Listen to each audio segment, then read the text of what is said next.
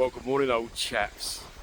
Thank you for intercepting this transmission on the wireless. And this is from Colwell Bay on the Isle of Wight. And it's an early morning one, so up at 6 a.m. this morning and walking along the beach after a thunderstorm last night. And today is a magnificent day here in Blighty. And although this is an island, it's very much still part of Blighty. And as you can see, there are lots of fortifications all the way around the island that date back to the threat of Napoleon III. So you can see in the distance here, we've got Fort Albert here, and this was created as part of the defences against Napoleon III, who was playing havoc at the time. It's a little dumpy number, a little bit like Napoleon. Don't know whether to go around him or jump over him, you see, old chaps. Good old Napoleon III. And lots of these sea defences now remain along the coast. If you go all the way along to the Needles in the opposite direction, you can also see forts that were built around about the 1860s. This particular one was about 1850s. So, and I'm sure they were used throughout World War I and World War II as well to defend our glorious island. So as you can imagine, old chaps, the Isle of Wight, very strategic for England, but also very vulnerable, old chaps, because if we got into the wrong hands, they're even closer to Blighty. So I thought I'd come out this morning for a spot of breakfast, old chaps, and we jolly well don't care who knows it.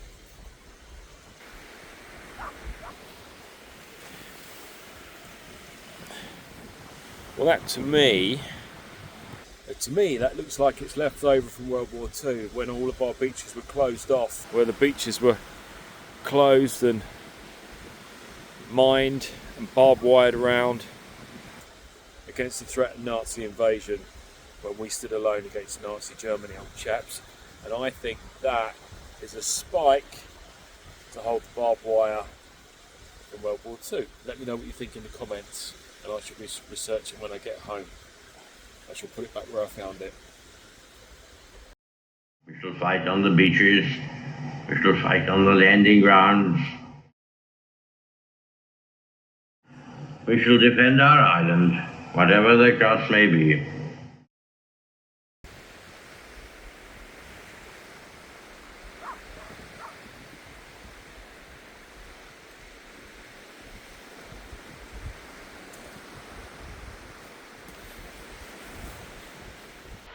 So, old chaps, just here in the distance you can see Castle Hurst, or Fort Hurst, which was built by Henry VIII in 1541 as part of a chain of artillery defences to protect the Solent here up to the Needles, which is the furthest point of the Isle of Wight. So against the threat of invasion, the Isle of Wight is surrounded by defences, and quite rightly so. We must protect our shores, old chaps of the British Isles, don't you know?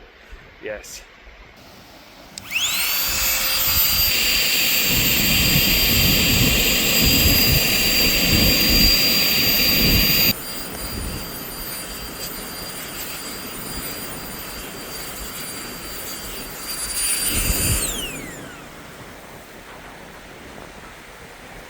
So I've just put the coals on, and I've created a little bit of a windbreak here with some of these stones that I found on the beach.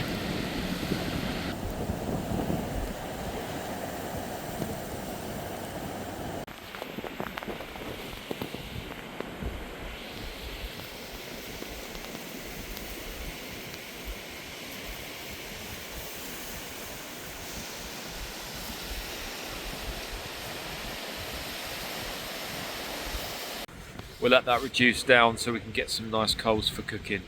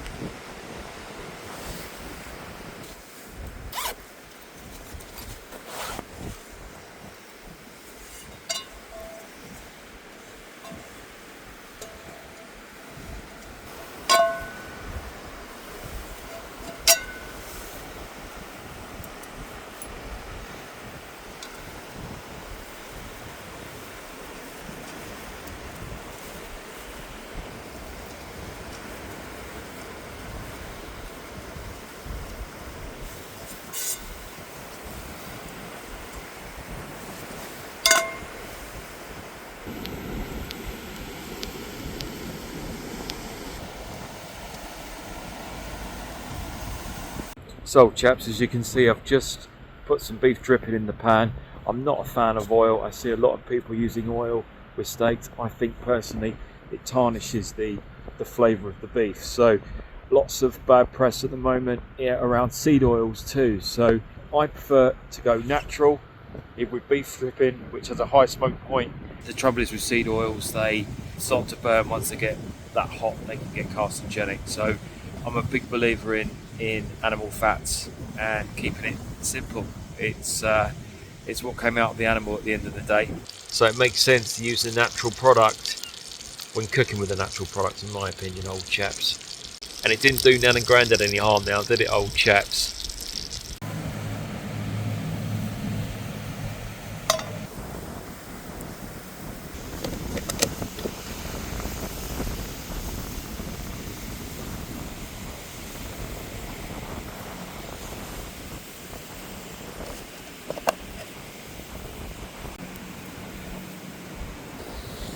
So old chaps, we have our Tomahawk here, which for those of you who don't know is basically a ribeye steak with the bone left in. It's as simple as that, okay? Always tastes a bit nicer with the bone in my opinion, and it's got some girth on it, I assure you. Look at that. That is a beautiful steak from PJ Thorne here in Freshwater on the Isle of Wight. So thank you very much, old chaps. And I'm going to go and season it with some of our charcoal black beef seasoning from the Steak Detective. This has got salt, pepper and activated charcoal, thyme, rosemary in it, so they are all going to bring out the beautiful natural flavours of this incredible Tomahawk steak.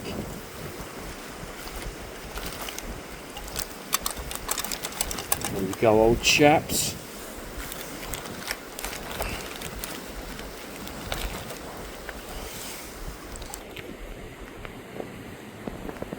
Now I'm just going to go and get some tin foil, some aluminium foil here, and I'm going to wrap it around the bone because I don't want the cooking to burn the bone, because they're easily charcoaled, and when that gets charcoaled it can create kind of a sour taste on the beef. So we'll wrap it around the bone there. We'll just wrap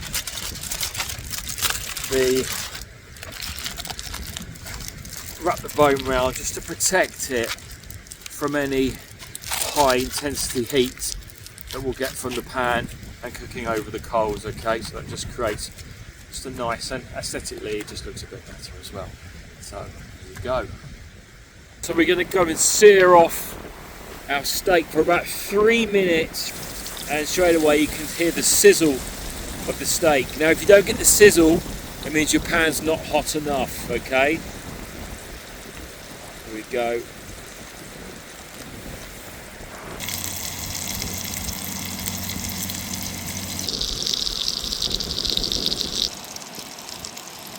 And that just locks all the beautiful flavours and moisture into the steak before we put it straight onto the barbecue grill to cook.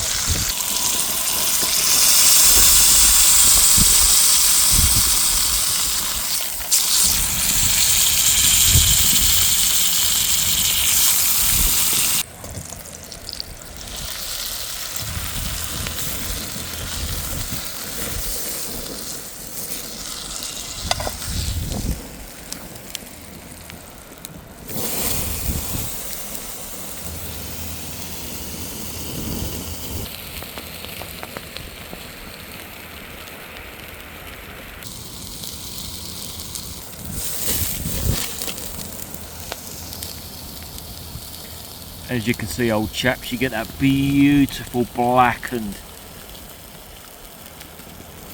look and effect on the beef as it caramelizes, as the seasoning, as that black beef seasoning caramelizes and the activated charcoal works with it.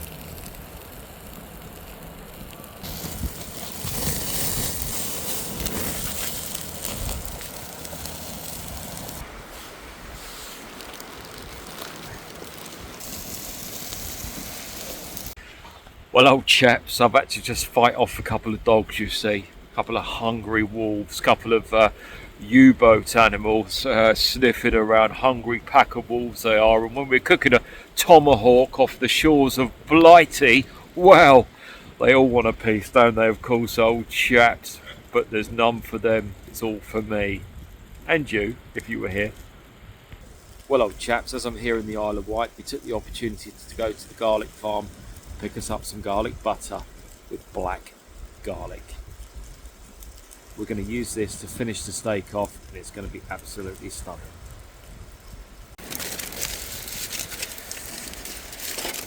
So I've just brought with me one of these aluminium trays that I'm going to transfer the steak into,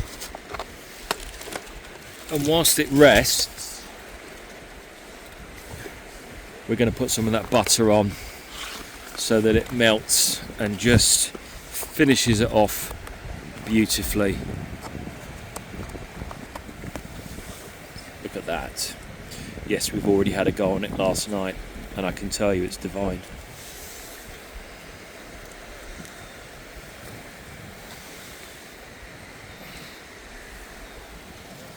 You can see pieces of garlic in there, look.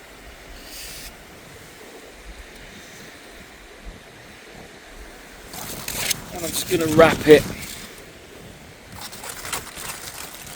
like that to keep the heat in.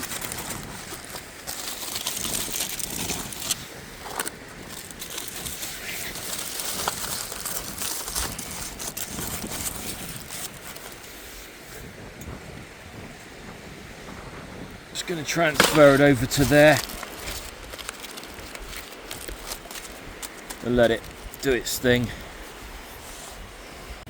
Now whilst the beef rests, we're going to put the pan back on. So surf and turf breakfast wouldn't be surf and turf without some seafood, but it, old chaps. So we've got some beautiful tiger prawns and some local scallops here to cook in that garlic butter to accompany our beef. Now, as you can imagine, these are not going to take very long at all, old chaps.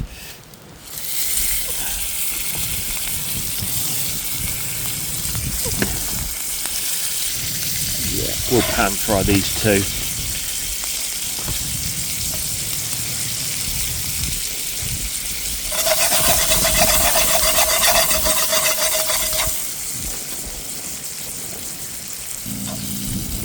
Already turning beautiful pink colour as the butter caramelizes in the pan. I don't normally cook directly with butter because it has a low smoke point, although with things that are quick to cook, like seafood, it's one of the best things in the world. Really don't need long, you don't want to overdo these.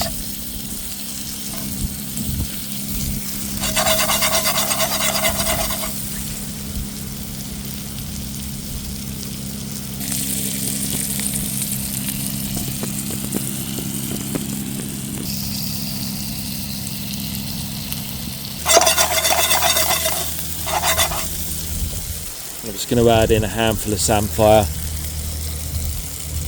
as well, which really doesn't need very long.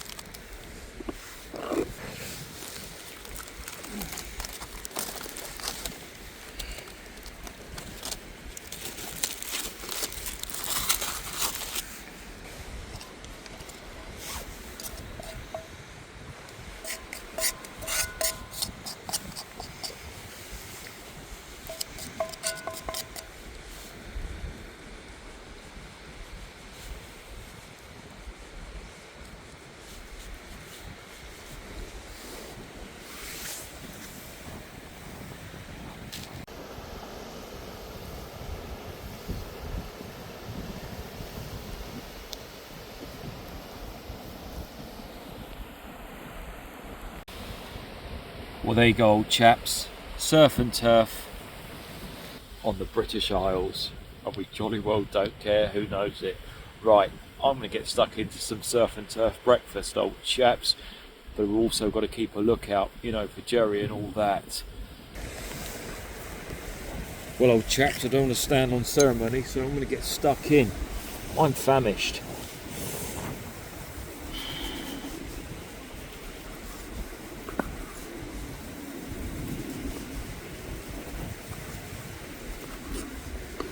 Look at that, perfect.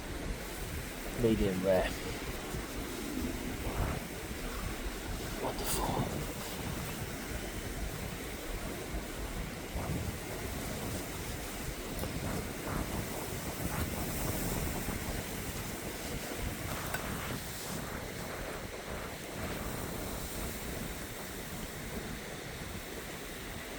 I'm going to try a little bit of that scallop with a piece of the beef as well.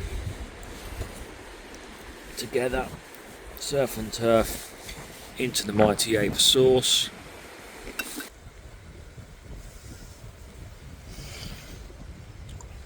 It's delicious.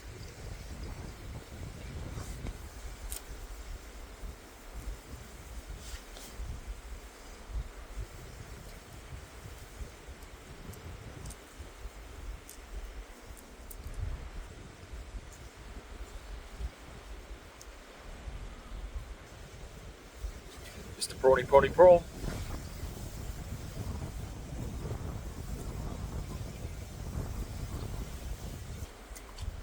Salmon fry.